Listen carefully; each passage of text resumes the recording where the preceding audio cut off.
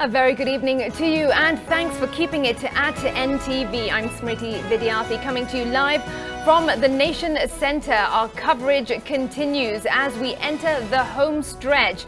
August 8th and 9th, I should say, is round the corner, but we've got 8 days to go before August 9th. This is Decision 2022, and right now we're going to delve deeper into what to expect and really where we are as a nation with regard to the elections, politics and peace campaigns. Joining me right now here at the Nation Centre, I've got with me Wanjiru Nguhi. She is from the Baraza Media Lab. Thanks very much for joining us. And also with me on my right, Bishop David Oginde. Thank you so much, ladies and gentlemen. Let me begin with you, Wanjiru. Now, you manage the Fumbua program, which is part of the Baraza Media Lab. Let me begin by understanding what exactly that program does. All right, thank you very much, and thank you for having me. So the Fumbua project is a collaborative journalism project whose work at the moment is to look at mis and disinformation, especially during the election series. So what we're doing right now is an online campaign, that sensitizes people about verifying information before you can share it, and making sure that if you really truly want to share, any information, then there are ways to verify it. There are ways to tell, when a WhatsApp message is false. There are ways to tell an altered videos. There are ways to tell a picture that has been taken out of context. And so that is the kind of work we're doing, just to let people know that not everything you see online is true, and there are ways to verify it. And if you cannot verify it, or you have no means of verifying it, then don't share it. Then you really don't have to share it. Yes. All right, Bishop, what are your thoughts on what that program does, particularly at a time like this when many people are feeling quite sensitive ahead of the elections? Yeah, I think this is an excellent program, because this is something I've talked about way before, telling people don't share information whose source you don't know, whose facts you can't check. There are ways of checking facts. I try to do that myself, and I didn't know about Fumbua, and so I'm really happy to hear that there's that deliberate effort to help people verify information at this particular time, because false information or fake news, as Trump introduced us to, is very dangerous. People can act on misinformation and do very serious things only to discover it was not true. So I think what Fumbua is doing is an excellent thing. And Wanjiru, at this point, when we just have 8 days to go before the election, are we seeing a lot of misinformation and fake news out there online? Is it concerning at this point? Yes, there was a lot of misinformation online, and a lot of it, obviously the misinformation is a part of it that is like when you're sharing it, you're not sharing it to deceive because you're not aware. And then we also had the one that was actually deliberate, where, political camps were sort of, putting pictures out of context. And so we saw a lot of that. But then at the same time, when we're dealing with mis and disinformation, it's not just about the people, but it's also about, larger institutions. Like you have a whole politician on, with a microphone deliberately misinforming people. So that is a thing that maybe, we could have seen the political parties do a little more a bit on that. And then we're also talking about social media platforms, where we have had to hold them to a really high standard, and we have had like so many conversations telling them, even if you're telling the people to make sure that they verify, at the end of the day, personal responsibility cannot be so much that we're not holding institutions accountable. And so we have seen a lot of that. We have seen the social media platforms trying to trying to do things to just make sure that we're sort of working together, we're sort of collaborating, although we're still pushing for them to do more. But yes, we've seen a lot of misinformation in this election. We've seen a lot of disinformation in this election. But the thing that I've also seen, which was very high in this election, is the gender disinformation, where we're talking about online harassment for women, like women running for office, women who are loud on social media and have a huge platform on social media. So we've seen a lot of that spike, especially during this election. When it came to incitement, we started noticing incitement towards the end of the election, because I remember making a statement, and I think I made this statement a bit too early, when I talked about that I actually liked the quality of misinformation at the beginning. And I say this because it was leaders attacking each other. So I thought they are focusing on each other, so we are not inciting each other. But then towards the end of election, we noticed a shift in the campaign, you know, the way people were campaigning, and I was like, okay, now they've started to incite. They've started to poke holes on institutions, which is very dangerous.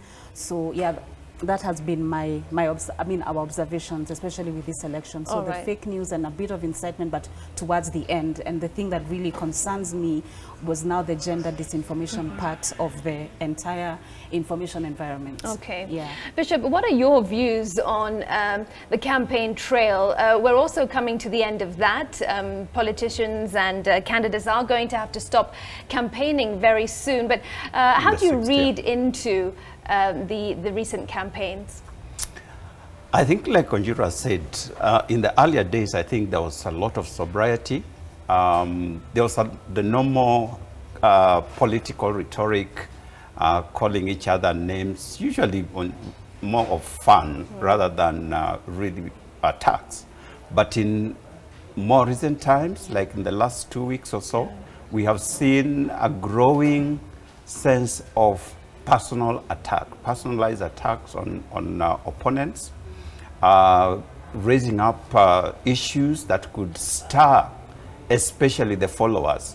You see, when you're dealing with the leaders at their own level, that's like okay. Wanjiru said, That's what Wanjiru was saying. I didn't mind that, actually. Yeah, but yes, fight each other. That's good. But don't involve the people. But once you get into the place where the followers react to what you have said, it gets into incitement. And this is where you have seen in some situations, we have even had violence of opposing camps. We saw that in Mombasa, we saw it in Eldoret, we've seen it in other parts of the country. And that is dangerous because, you see, the leaders generally, these people know one another. And when all is said and done, they can even meet in backstage and have tea together. You know? Like we've seen before. They do take tea together. But we who are the followers, who think this is our enemy, then we take that to the next level. And there's real enmity that grows. And I've seen a few videos that have been circulating in social media, particularly on WhatsApp, that are definitely insightful. And for me, that has been a great concern with just a few days remaining to the end of the campaign on I think it's on Saturday. It's a very, very concerning. And my appeal is that our leaders should really tone down on their language, on their speech, on what they say, on what facts they share, because some of these things are not true, but they're coming from the mouth of a leader, so people believe them, and it could cause chaos. I just watched one just actually this evening, which was really bad because it's stirring, it's warlike, I would say, and it's coming from a leader. What do you make of our politics in terms of the maturity of it? You are a young Kenyan, and I will ask that same question to you. You too are young, but there is probably a difference in generations. But from where you sit, how do you view the politics at play? The politics, okay, let me first start by talking about this campaign, like the entire campaign season. I feel like as a young person, I feel exhausted. Like it has been too much. We've been in a campaign mode and period for about 3-4 years. During a global pandemic, when we were struggling to, are we going to stay alive? Are we going to, is this thing going to attack? These guys were campaigning. And then when the COVID sort of died down, now they began the official campaign. We are lining up for fuel, we are lining up for all these things, and then we're going to line up again, and then we're going to... So it has been very exhausting, and there's also been a very legitimate sense of apathy, where people are not interested in voting, and not because it's not even an act of civic disobedience or an act of ignorance or an act of not caring. It's just, the voting doesn't inspire hope anymore. there's no hope. Like even if we vote, we will wake up on the 10th and our lives will still be the same. We still have to recover from COVID. We still have to pay very high electricity bills. We still have to buy very expensive food. So there's a sense of we don't understand what the point is. And so what I say to people who feel apathetic when it comes to voting, I tell them, listen, I understand why you would feel like that, and I get it, and it's legitimate. I'm not even going to tell you to vote if you don't feel like you're going to vote. But the thing that I usually say is that 3 minutes, because whenever you line up, and then when you're finally in the booth is like 3 to 5 minutes. So I personally do not believe that an exercise that takes 3 to 5 minutes once in 5 years could really complete, like, I mean, it's important, yes, but it doesn't really change the country in that sense. Right. So what I'm saying is, okay, I understand if you do not want to vote, but could we at least try to be active within the next 5 years and see where that takes us? Could we try to understand the county budget processes, for example, and see where does that take us? Could we try to, like, be involved in the governance, you know, of this country for the next 5 years and see what that happens?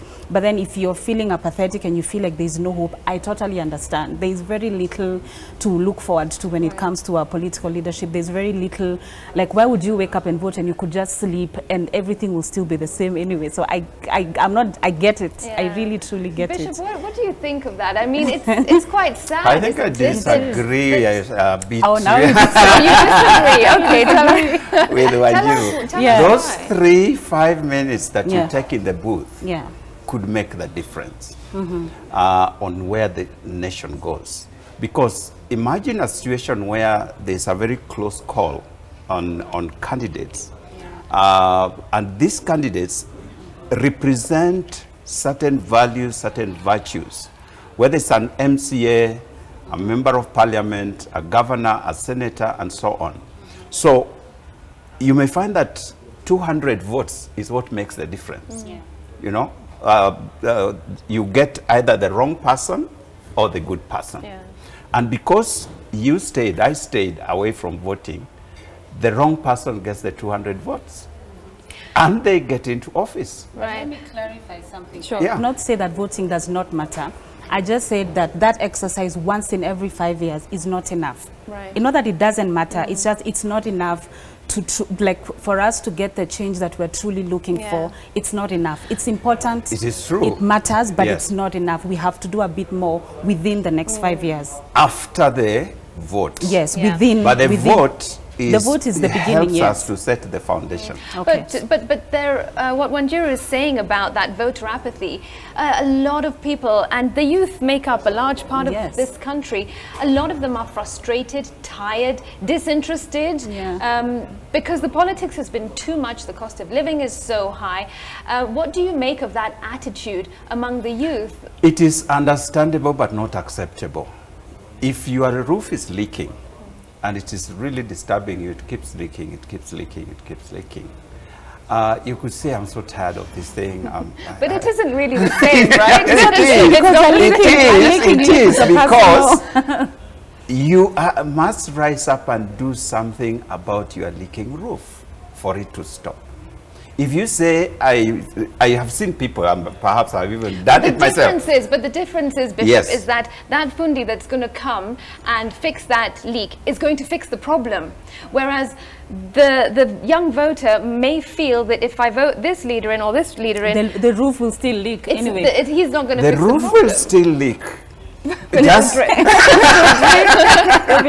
but that's where what Wanjiru said is so important. That you have brought this fundi who perhaps is not as qualified to fix your leaking roof. That's so not the voting part. That's the voting part, because you are the one who has gone out to look for the fundi. Okay? So you go out there, there are two fundis. This one tells you to fix your roof is 1,000 shillings. This one tells you I'll do it for 500. The other one tells you it's 300. You have a choice. You say, times are tough, I'll go with the 300 guy. So the 300 guy comes, fixes your roof, but 2 days later, the roof is still leaking. Perhaps if you took the 1,000 guy, you would have paid a little more, but your roof would have been fixed. Now, that is the voting part, and that is our voting responsibility.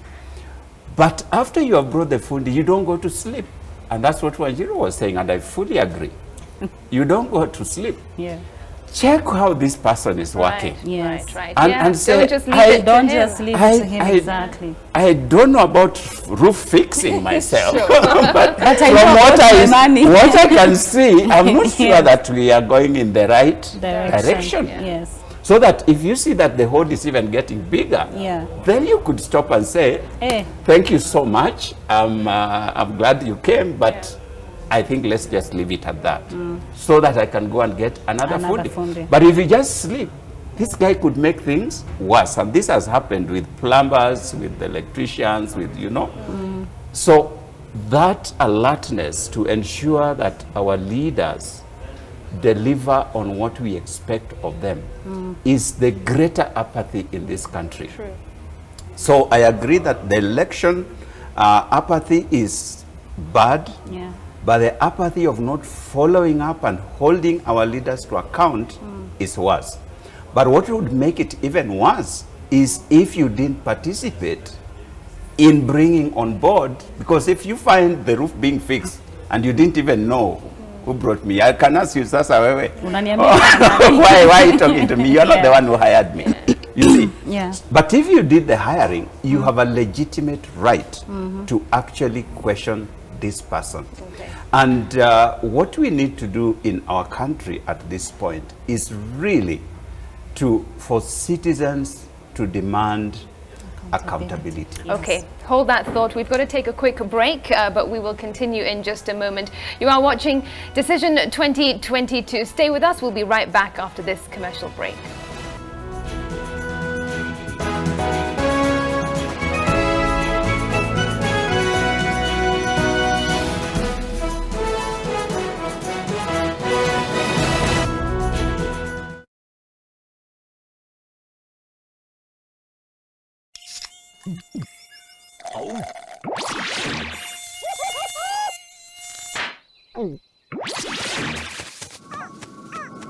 Huh? Well, nature is full of wonders. Red Bull gives you wings. Stubborn dark marks? Stop. Discover the power of vitamin C with the new Garnier Even Matte Booster Serum, a highly concentrated serum that deeply penetrates, clinically proven to reduce dark marks by 43%. Get even glowing skin from day 6. New Garnier Even and Matte Vitamin C Booster Serum by Garnier. Naturally. Since the pandemic, all mums know to be cautious of the many kinds of everyday germs that spread easily. Get peace of mind and protect the ones you love with the power of Dettol Bar Soap.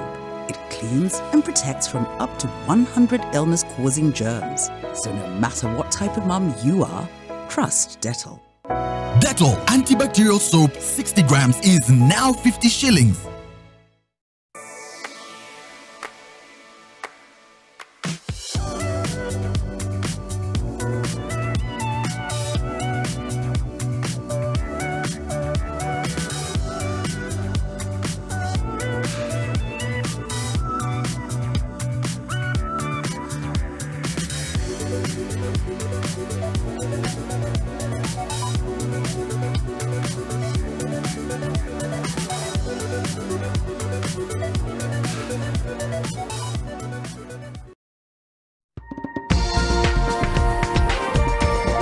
This is NTV.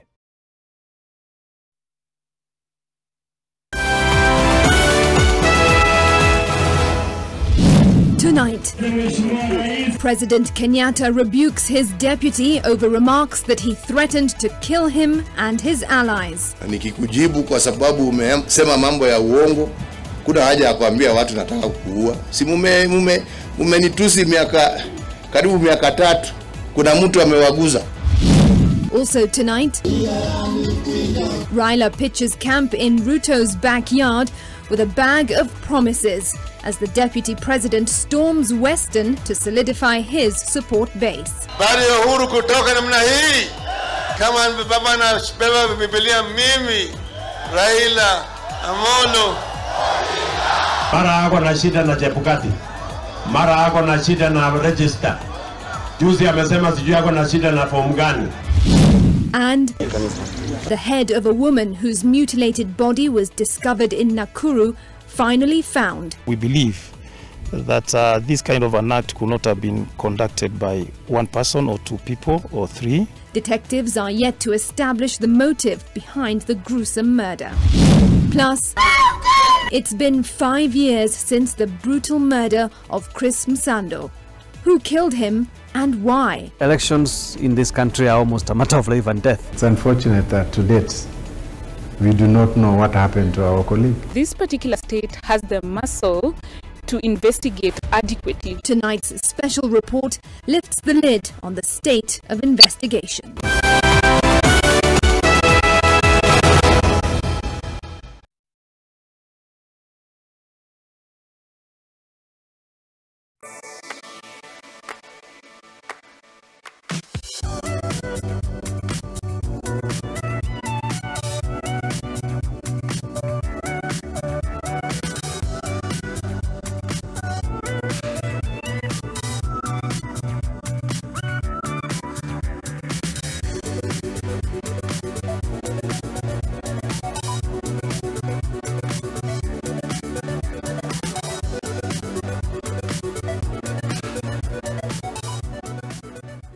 Since the pandemic, all mums know to be cautious of the many kinds of everyday germs that spread easily. Get peace of mind and protect the ones you love with the power of Dettol bar soap. It cleans and protects from up to 100 illness-causing germs. So no matter what type of mum you are, trust Dettol. Dettol antibacterial soap 60 grams is now 50 shillings. Stubborn dark marks? Stop. Discover the power of vitamin C with the new Garnier Even Matte Booster Serum, a highly concentrated serum that deeply penetrates, clinically proven to reduce dark marks by 43%. Get even glowing skin from day 6. New Garnier Even Matte Vitamin C Booster Serum by Garnier. Naturally.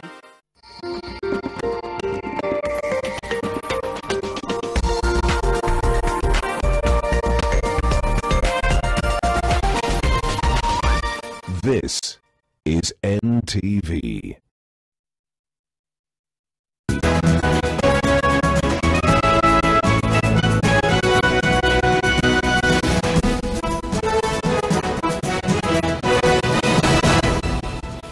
Thanks very much for staying with us on NTV. Our conversation here live at the Nation Centre continues, and my guests are still with me. That is Wanjiru and also Bishop Oginde. Thanks for staying with us. Bishop, let me get your thoughts on the news highlights just ran on air. So we got a glimpse of Uhuru Kenyatta, the current president, sort of having a go at his deputy about certain things that have been said. What do you make? I mean, this is our president. He's not going to be the next leader, but he's got a legacy to leave. Well, I can't say directly on what he has said, right, because I don't know what he has said. But what I can say is this, just from a general perspective. Yeah. First is that as a nation, we need to be very, very careful. Careful because one of the things that we must, any community, any society must cultivate is respect. Respect for one another. As we were growing up in our time, the teacher, the parent, any person who is older than you was always to be respected. So that any person that I met as a young person and is older than me, if they saw me doing anything that is not right, they had the right to tell me that is not right, and I had the obligation to listen. And that was carried through. Now, what we are seeing is a situation where we don't respect each other right from the top. So that the president, and I'm not talking about Uhuru here, right, I'm talking about the president as the leader, the top leader or topmost leader of the country. People can say anything about the president. That is destroying our foundations for respect for one another. It means that if I can see somebody hitting out at the president as a young person, why should I not do it to my father? Yeah. Why should I not do it to my teacher? Why should I not do it to these other people? Because this is the topmost person, but everybody can say anything about them. it really is laying a very, very bad foundation for our society. And if we do not change, we'll reap the consequences not too long from now. But do you think we are at a point where we can change, or we can we really, with the crop of politicians that we have, even the young ones? We even have young politicians who are doing the same thing. That's why we are here. If it can change, why are we sitting here? We are sitting here to point out, because politics is like drugs, like weed, you know. And he points at you. I don't know why he's pointing at me. Well, for our viewers, it's only because we were speaking about Wajakoya and off camera. That's right. So and politics is very intoxicating. Yeah. And there are things that people can do during in a political euphoria that they would not do under normal circumstances. There are things people will say in a political platform that they will not say off air, as it were. But because of the euphoria of the moment, because it will make the crowd happy, I can say anything, and people clap, and people cheer. Now, it makes me feel good, it makes me feel popular, it makes me feel, you know, like I'm liked, you know. But you do not know the seed that you are planting in the minds of those people. And as I sit here, I want to speak to our political leaders and say, please remember the generation that we are bringing up.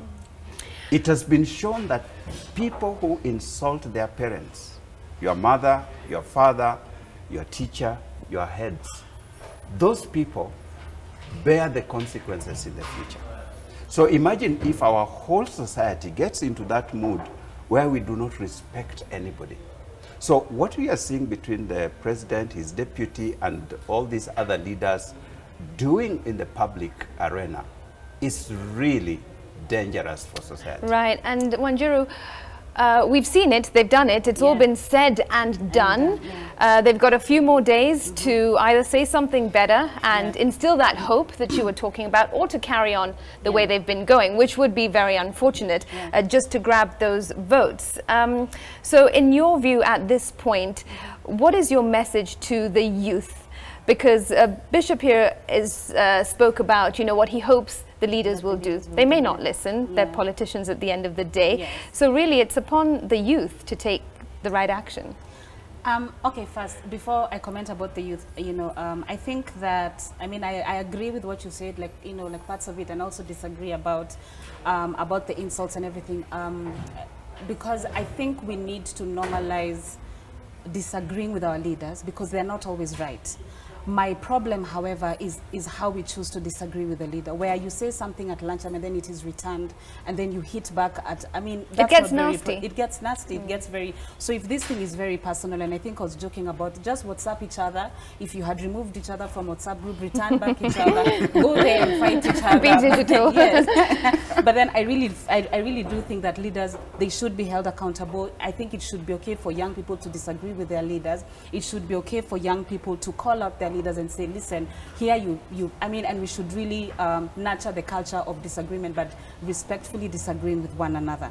When it comes to young people, I feel like there's usually so much responsibility on the young people. Young people rise up, young people vote, young people do this, but no one is asking the young people, what do you really want? Because we have been standing up, we will stand up, I will become an old person still standing up. You are a youth who stood up, you're still standing up. And so for me, I'm still going to talk to, because they've been talking at us for the past 5 years, for the past 4 or 5 years, and I'm going to just ask the next government to bamboozle us with things, bamboozle us with democracy, so that we don't have to stand up, so that we can focus on other parts of our lives, and we don't have to always focus on governance and activism and all these laborious, we do not always constantly want to keep fighting. So I just wish that the next government is going to surprise us, that the next government is going to overwhelm us with development and schools and healthcare, so that they shut us up.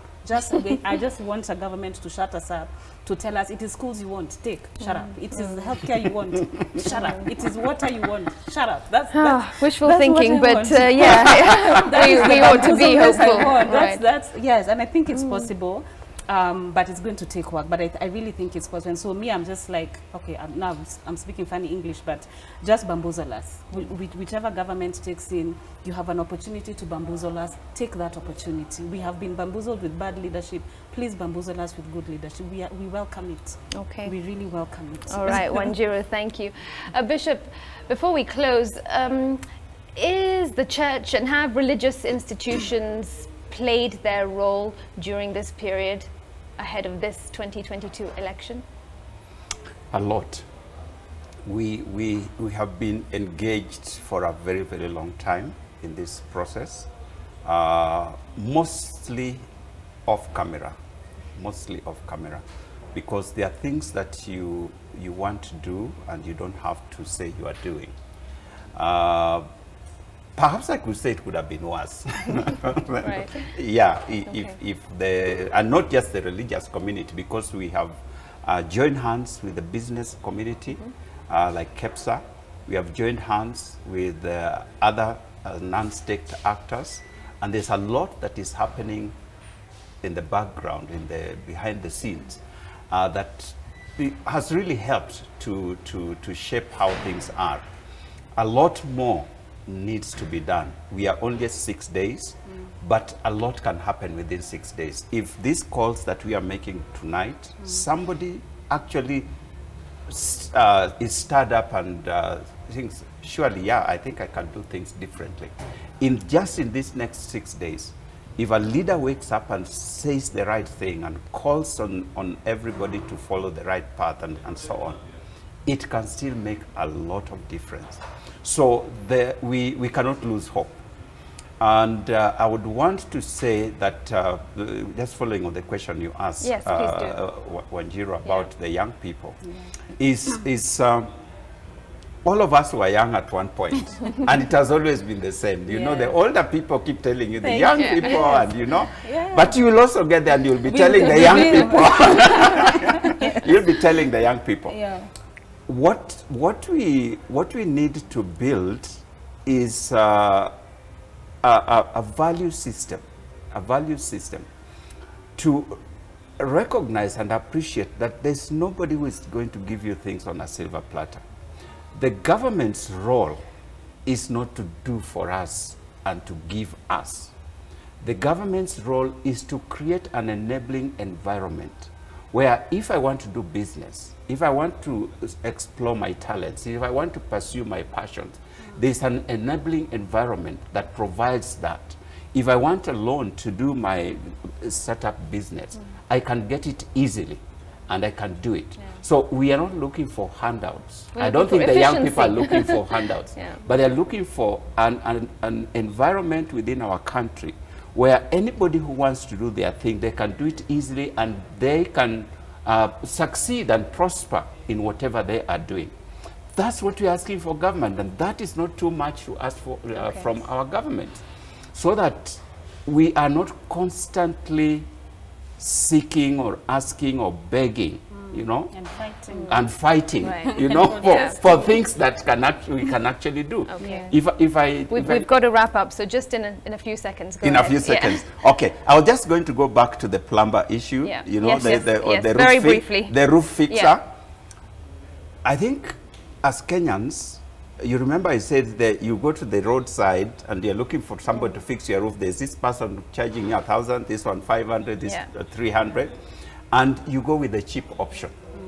And that is what we as Kenyans, I think, we have consistently done in our election system. Because we want the cheap option. Somebody who gives you 200 shillings, you go and vote for them, you shout for them, you throw stones for them. Let us step back as voters. And in these last few days, let's go out there and make the right choice. Okay. It may be expensive, but it will pay in the long run. And do it. So basically your message is get out there and vote. Go out and vote. All right, there's always so much more to talk about, but I'm afraid we're out of time. Bishop, thank you so much for your time, and Wanjiru as well. Much appreciated, and no doubt we will be seeing you again. Thank you. Much appreciated. All right, thanks for watching. This has been Decision 2022, coming to you live from the Nation Centre. I'm Smriti Vidyathi. Do stay with us, though. I'll be back in just a few minutes at the top of the hour with the news. Bye-bye for now, though. Nairobi.